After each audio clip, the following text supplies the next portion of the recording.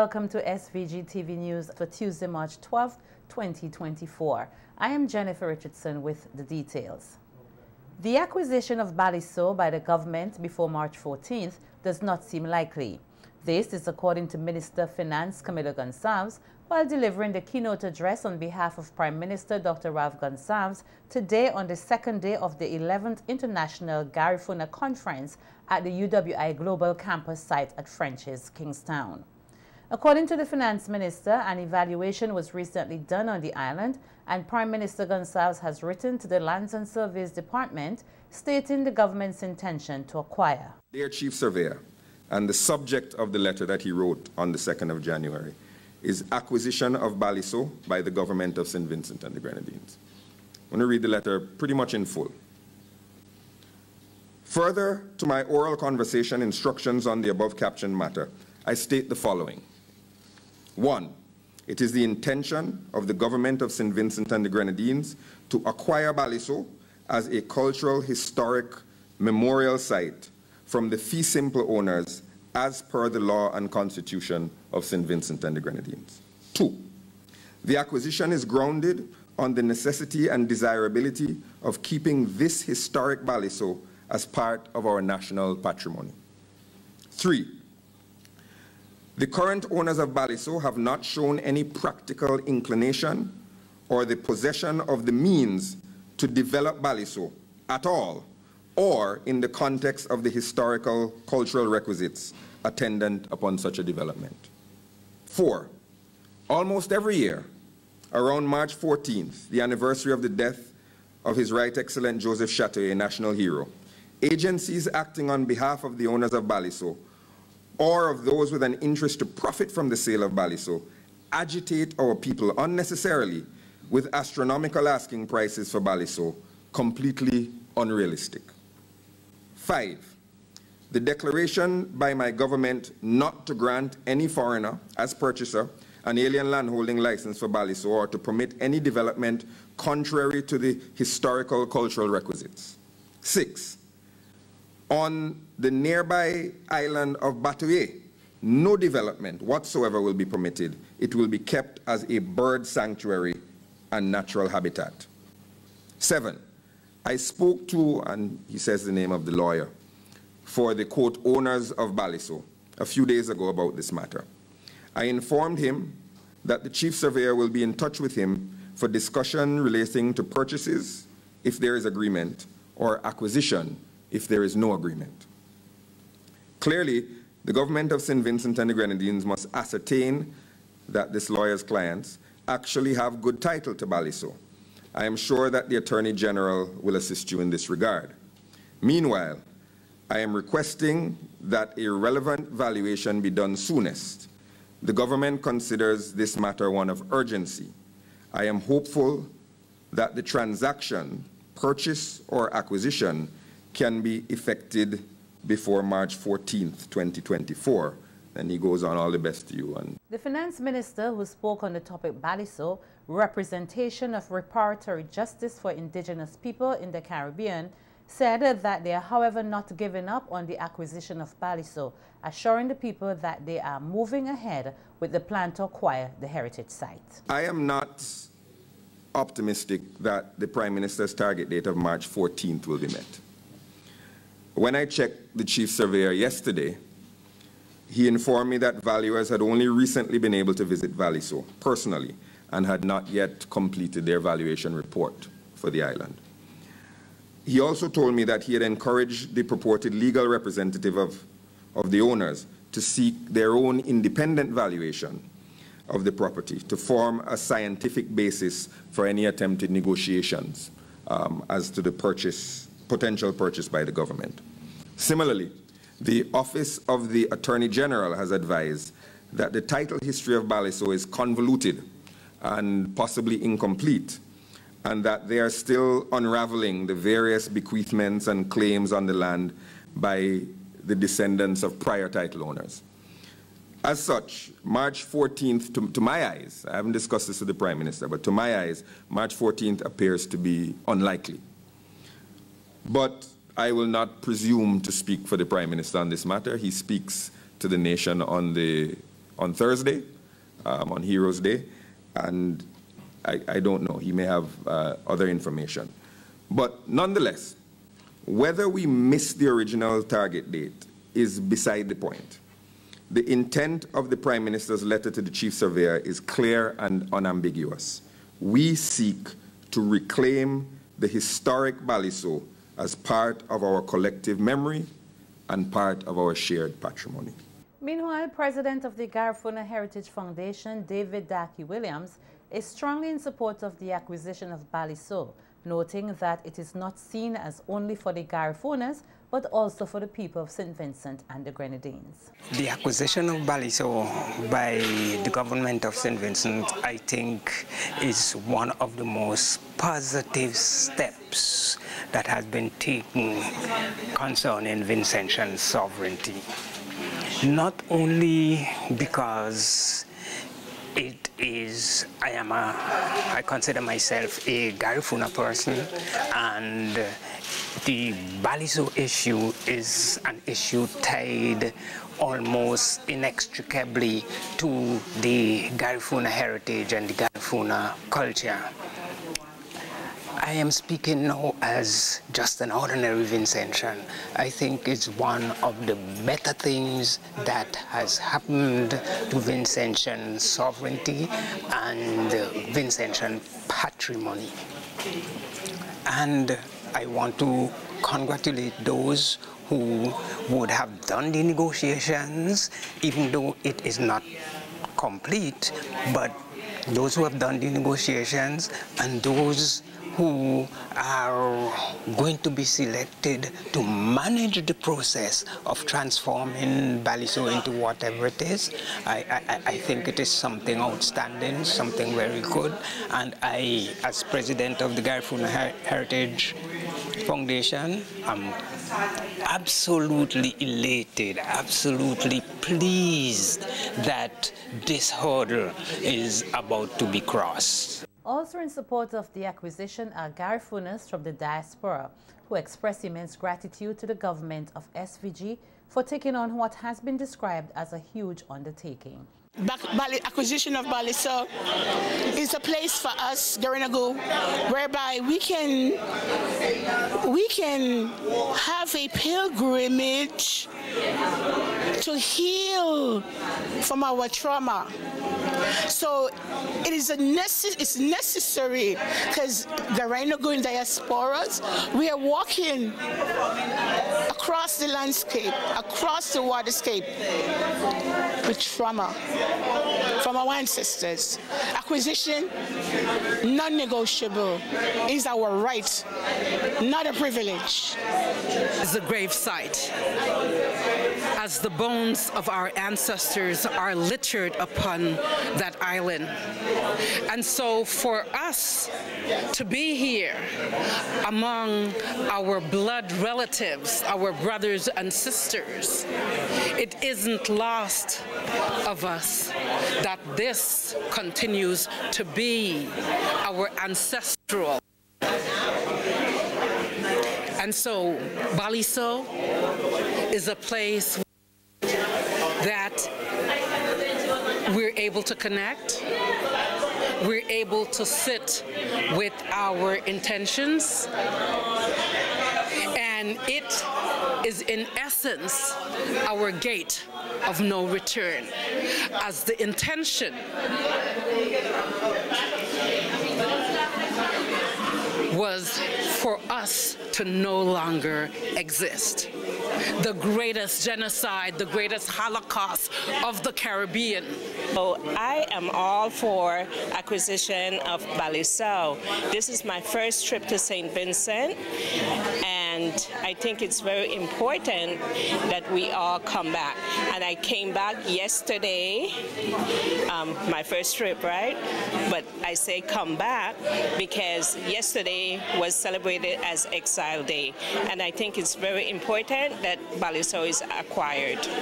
Speaking at the opening ceremony of the 11th International Garifuna Conference on Monday afternoon, Minister of Tourism, Culture and Sustainable Development Carlos James noted that at the 8th Summit of CILAC held in SVG recently, the delegates of the 33-member grouping were able to include in the Kingston Declaration support of member states reaffirming the commitment to the implementation of the United Nations Declaration on the Rights of Indigenous Peoples and the International Decade of Indigenous Language. Requesting, of course, the UN to facilitate appropriate funding towards the United Nations Permanent Forum for People of African Descent. Of course, again, reaffirming the political commitment made through the Durban Declaration and Program of Action. So when you question the relevance of CARICOM or CELAC, all of these institutions, we have been able to put in place declarations, written commitments from member states, reaffirming their support to indigenous peoples, reaffirming their support in our quest for reparatory justice. Just last year, even at the G77 level, ministers of cultures across the G77 and China conference, we had a joint declaration calling for culture and the preservation of culture of indigenous peoples to be considered as part of the Sustainable Development Agenda. Not just in passing through the linkages, but a direct call to see culture standing up and the indigenous culture for preservation of our indigenous peoples as part of the Sustainable Development Agenda. Minister James said there should be no doubt that there is the political will here in SVG for reparatory justice and the cultural preservation of indigenous peoples. I want us to recognize also that we also need to have civic society on board, strongly pushing in a more fulsome way. And this is across not just CARICOM, but in fact the Americas. If you look at the presidency of CELAC, it has now been transferred to Honduras, and you look at the composition, there's Guatemala, Nicaragua, St. Vincent and the Grenadines, there's Honduras. There's the diaspora community of all of these member states. We are strong in numbers. And while this conference is important and plays an integral role, we have to see how we can have an annex to it, where we can have a greater level of political dialogue leading up to at the end of the conference, where the political leadership of these countries that I've mentioned, who are countries that are home to a lot of our indigenous Garinago people and Garifuna people, can also continue to track the political progress across all of the bodies, United Nations, CELAC, G77 and China, so we can continue to track the political movement, the European Union. Because while you may have this grouping, you will agree that there also needs to be greater political pressure in our quest for reparatory justice. Minister James also told attendees that there is the need for greater support for the annual International Garifuna Conference to ensure its continuity and the results moving forward in a systematic way. Chief Nutritionist in the Ministry of Health, Nicole France, is advising persons to be mindful of what they put into their bodies, noting that preserved foods can contribute to not only obesity, but also other health issues such as cancer, hypertension, and diabetes. France, who was a guest virtually on NBC Radio's face-to-face program on Monday discussing the rise of obesity in SVG, said it is important to strive for as much natural foods as possible, such as fruits, vegetables, and herbs. Read your food labels. So every time you have it once you're forced to buy snacks, just read your food labels. Know what you're putting into your system. Some of them can be carcinogenic, meaning that they're cancer causing. Some of them would raise your blood pressure, giving you hypertension. Other things might give you diabetes, a whole host of non-communicable diseases. So you have to be very careful what we put into our bodies. Stay natural. Natural fruits, vegetables, or complex carbohydrates. Do everything natural as far as possible. Dietitian Melody Hercules explained that in contrast to the COVID-19 pandemic, which forced a lot of people into isolation and forcing them to cut back on their exercise routine, now that things have leveled out, they can use this time to get back into these activities, which is important to their health. Get enough sleep, drink enough water, try to reduce the stressful environments, because we see other person stress eating, and then stress eating leads to consuming comfort food, which are the ultra-processed foods, which can just cause the cycle to repeat itself over and over again. Because when you eat these foods, they give you a sugar rush, you can't sleep, and the cycle just repeats itself. So try to use as much natural and local foods as possible. Start a backyard garden so that you can have access, because the cry is that these vegetables and fruits are very expensive. So when you do, so it's very important for us to be physically active at least for 30 minutes a day. That's the recommendation. Go outside, run, dance, play with your children, whatever it is that you can do. If you want to break it up into different parts of your day, 15 minutes here, 15 minutes there, just be active, plan the activity, burn the calories. It helps you to also get rid of the fat and build muscle, which is what we want to encourage persons, because too much fat can cause heart attacks and strokes and all these other conditions that we're also trying to prevent. So it's very integral in making it a part of our lifestyle, not just a day-to-day activity, but as a part of the lifestyle that we try to live. It was said on the program that in recent times, there has been a noted increase in obesity among the Vincentian population, particularly among children. On the 72 hours weather forecast, the SVG Meteorological Services says, apart from a few intermittent light to moderate showers, the next 3 days should remain relatively fair, as SVG remains under the influence of the Atlantic high-pressure system. Additionally, it says no significant haze intrusion is anticipated within the forecast period. However, moderate to fresh easterly to east-northeasterly trades are crossing the islands, and winds may shift to east-southeasterly from Wednesday. A slight increase, 35 kilometers per hour in speed, is forecast for Wednesday afternoon. Seas are expected to be moderate in open waters, with east-northeasterly swells ranging between 1.5 to 2.5 meters. The government of St. Vincent and the Grenadines was expected to sign a memorandum of understanding today with Monroe College to help 50 first-generation Vincentian students, or 50 students who are the first in their family to go away to get a college or university degree, to attend the college with the government and the university, splitting the cost for their tuition fee. On Star FM last evening, Minister of Finance, Economic Planning and Information Technology, Camilo Gonzalez, spoke about the new initiative between the government of SVG and a 90-year-old education institution, which has 2 campuses in New York and 1 in St. Lucia. Outlining how the first-generation program works, Minister Gonzalez noted that already a number of Vincentians have been attending the Monroe College, which is known for teaching practical skills in a number of fields, including business, hospitality, health, healthcare, criminal justice, etc.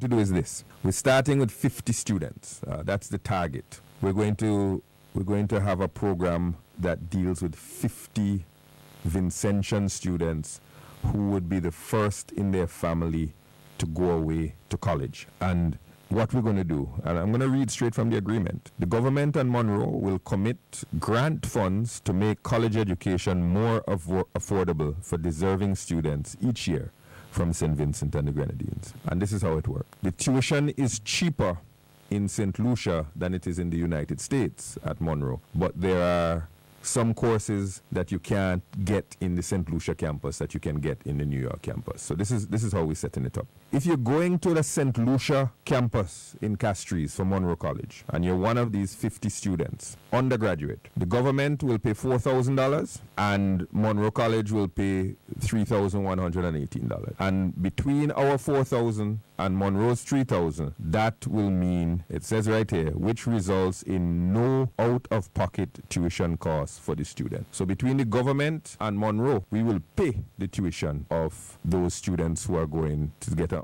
For students going to the New York campuses of Monroe College, Gonzalez said the arrangements for the payment of the tuition fees will be shared between the government of SVG and Monroe College for students under the first generation program. Read this to you now.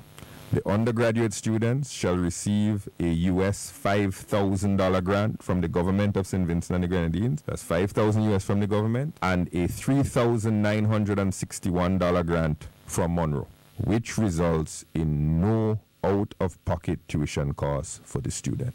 So again, if you go in to St. Lucia Monroe College, or if you go into New York Monroe College, and you are one of those 50 selected students who will be the first of your family to go to college, between the government and Monroe, you will pay no tuition. It says also, students opting to reside in on-campus housing will be provided an additional $1,750 grant to help defray housing and meal plan costs. That's from Monroe. So Monroe will help you to pay if you live on campus. But of course, we know most Vincentians have some kind of family in New York. And it might be cheaper for them to live with their tanty, with their brother, with their cousin, with their friend, whatever the case may be. But the situation is that we're signing an agreement with Monroe College that for 50 students, they will have zero tuition costs for their college education, either in St. Lucia or in New York. The government will be paying between $4,000 EC and $5,000 US as our contribution to your tuition, and then Monroe will be paying the rest, which will be about $3,000–4,000. Does the on-campus cost apply to St. Lucia also? Yes. Okay. Yes, it applies the same way. So this is creating a window for 50 Vincentians who would be the first in their family to go to college, who will now have an opportunity to attend Monroe with no out-of-pocket tuition costs. Of course, you have your other living expenses here and there, wherever you go. But your tuition bill would be paid by the government and Monroe. Minister Gonzalez said the new initiative between the government of SVG and Monroe College is a magnificent expansion of the education revolution in giving more Vincentians the opportunity to have an affordable college education at a top quality education institution. Monroe is not any little pian-pian university. It has over 7,000 students. It has for a very long time cultivated a rich diversity, as most New York universities have a rich diversity.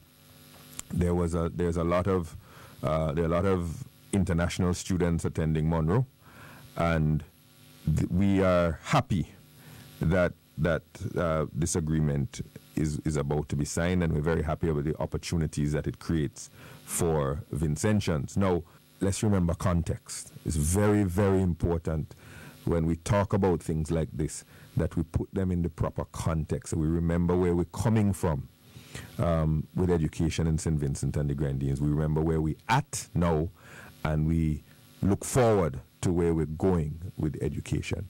When Prime Minister Gonzalez was elected and the ULP became the government in St. Vincent and the Grenadines, Prime Minister Gonzalez said that the goal was to have one university or college graduate in every household on average. And when he said that, a lot of people thought he was mama guying them, because at the time in St. Vincent and the Grenadines, we didn't even have one secondary school graduate per household, much less university graduate.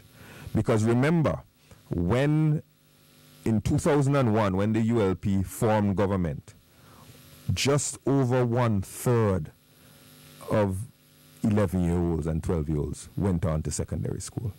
The pass rate for the common entrance, it was called the common entrance at the time. I'm showing the age now, because it's been CPA for a while. But the pass rate for the common entrance exam was 35%. And those 35% were the only people who went on to secondary school. And the rest of us who didn't pass, they had something called Senior 1, Senior 2, and Senior 3. While commending the government for taking on a proposal which he said they had earlier put forward to cut the interest rate on student loans to 4.5%, leader of the opposition New Democratic Party, Dr. Godwin Friday, on radio yesterday said that under an NDP government, they will take things a bit further to give everyone who is paying student loans and finding it difficult to do so the opportunity to refinance their loan, which he said will help to free them from under their debt. I mean, look at in the United States, a rich country like the U.S. The President Biden is saying he's forgiving student loan. Billions of dollars. Billions of dollars. Because they recognize that to invest in the young people, that is the most important thing you could do. And there's a rich country with resources galore, you know, and lots of well-trained people. Institutions like Harvard and Caltech and MIT and all of those, you know, are unparalleled in anywhere in the world. And we here in St. Vincent and the Grenadines, we have the community college, we have the University of West Indies, and we have people who want to study elsewhere further afield. We have to enable our people to take advantage of them. And that is what this program is all about. It's not rocket science. This is just putting your heart out. As I say earlier, put your money, you know, where the pain is. And a lot of our students are feeling that pain, our young people, paying back these loans. So we're going to make it easier for them. They can then use that money to start their lives, you know, getting property, starting a family, getting yourself established and so forth. And that is what creates a good life here in St. Vincent and the Grenadines. So when we say to young people that these are the things we will do, we want them to understand that they are feasible, you know, even though that the government side, they had, you know, tried to rubbish the idea before, they eventually adopt them and they see and they start trying to move in our direction because they know that they make sense. And they also see that they appeal to young people. So I give that promise at Bayabo again, that we will honor that pledge to make sure that our young people have an opportunity for a job. That is a youth guarantee pledge that we gave last year, that we continue to assert that they have an opportunity to have a job by the end of the first term of the NDP government. We're going to expand the economy so people will have more opportunities for good jobs. Dr. Friday said for those without the requisite skills, they will be ramping up in a massive way the technical, educational, vocational education program to give everyone the opportunity to improve their skill set. You know, if you have a university degree, there's nothing to say that you can't go and learn a skill that enables you to be able to fit into particular jobs you have here using all of your intellect now, not just you know, you could read and write, you could do things properly, you can you can be analytical and so forth. There's nothing wrong with having done CAPE and your subjects and so forth, saying, okay, I'll go back to community, to the technical and vocational institution, which will be on par with the community college to obtain a skill. That happens all over the world. I know in Toronto, for example, you have people go to university and they go back to the colleges like Sheridan College or you know, various other to do particular skills. Conestoga College in Waterloo area and so forth. These are that's part of the continuing learning experience that we have to adopt and get ourselves adapted to. You know, I hear that in you know, see something on one of the social media platforms that in Singapore, they're talking about giving bursaries and scholarships, financial assistance to persons over 40 so they could go back to school and train, you know, because they know that what you learned 20 years ago in university has changed so much now. They want to be able to get their people to adapt and to be more adept at dealing with the current technologies and so forth. We have such a low expectation of our people sometimes. We think that somehow that, you know, because we've been at the back of the line for so long, that's where our place is. But it's not, that's not the case. We can do much better than we're doing now. We have to lift our sights, and then we have to demand more of government and say, let's put the programs in place and we'll take advantage of them and we will lift St. Vincent and the Grenadines out of the poverty that we are in now. We will make it a place where people want to stay and work, and our young people can feel that they can realize their potential here. And if they choose to go somewhere else, well, that is their choice. But the point is, if they want to stay and live and work here, they should have that option as well. And that is what we want, the kind of country we want to create. The opposition leader said it is the young people who will be the unstoppable force for change in SVG, and they must understand their power. Because again, but as I said repeatedly and repeated it at Bible, if the young people and when the young people decide that they're going to take part in this election, that they're going to vote for change, that they will support me and the Youth Democratic Party and say, let us bring about a change in this country, nobody can stop us. Nobody can stop them. Nobody can stop us. They will be an unstoppable force for change in this country. And I want them to realize the power that they have. And I will enable them when we're in government to become independent as well. And, you know, and so that we can build a St. Vincent and the Grenadines that lives up to its true democratic aspirations. That is to say, people who are free and fear no one when they want to speak their minds about the way their country is going, because they have that economic independence as well. So all of this is to say that we have plans that far exceeds those that the ULP has. We have plans that will benefit young people in St. Vincent and the Grenadines, and we are going to pursue them. All we need to do is to stay the course towards changing the government and to ramp it up now that we are heading into election years, this year or next year, whenever it comes, that we are ready to bring about that change. And the young people are the ones who will make a difference, and I urge them to follow, to continue to push in that direction, to join us in that cause. It's a righteous cause on behalf of the future of our country. And this is no time for us to sort of stay on the sideline and say politics is for, you know, Friday and them and for all and people who want to go and do that. That's their business. Politics affects us, everybody. When you have bad government, everybody suffers. You have good government, everybody benefits. So that is where that's where the rubber meets the road. And so everybody has a role to play, and I urge them to do so. 11 justices of the peace were sworn in yesterday, Monday, March 11th, 2024, at Government House. Each justice of the peace took their oath of allegiance and oath of office. The 11 justices of the peace feature a wide cross-section of Vincentians from the mainland as well as the Grenadine Islands.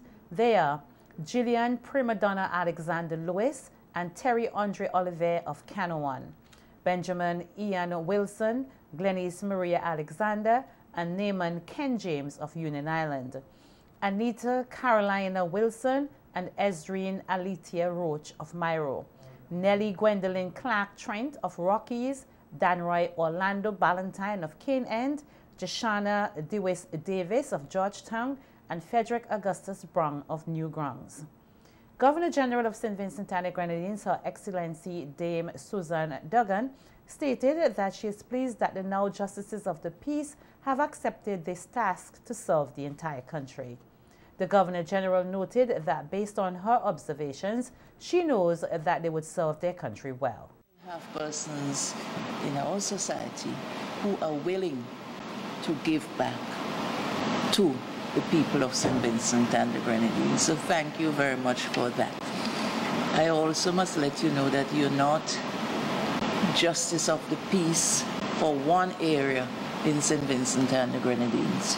You are Justices of the Peace for St. Vincent and the Grenadines. From Sandy Bay, North Leeward, Southern Grenadines, you can act because you have the power to do so. And I am confident that you will be able to perform your duties based on what I see here this morning. You are from all walks of life, and you are committed. I've seen that commitment in your fields of endeavor, and I applaud you for what you've signed on. While outlining the roles of a Justice of Peace, the Governor General urged the newly appointed JPs to take their roles seriously. Section 14.1 says, subject to the provisions of this Act and any other Act, every Justice of the Peace shall have power to preserve the peace, to suppress riots and affrays, and to disperse all disorderly and tumultuous assemblages, and for any of those purposes to call in the aid and assistance of all His Majesty's liege subjects, who shall be severally bound to obey all such lawful commands. So you can call in the police, you can call in any other person who has the power to assist you in what you're doing. 2, subject as aforesaid, every justice of the peace shall have the same power as a magistrate. It's a lot of responsibility. To issue warrants for the apprehension and the commitment to safe custody of persons charged with offenses, whether punishable or summary conviction or on indictment, to issue search warrants and to administer oaths in cases allowed by the laws.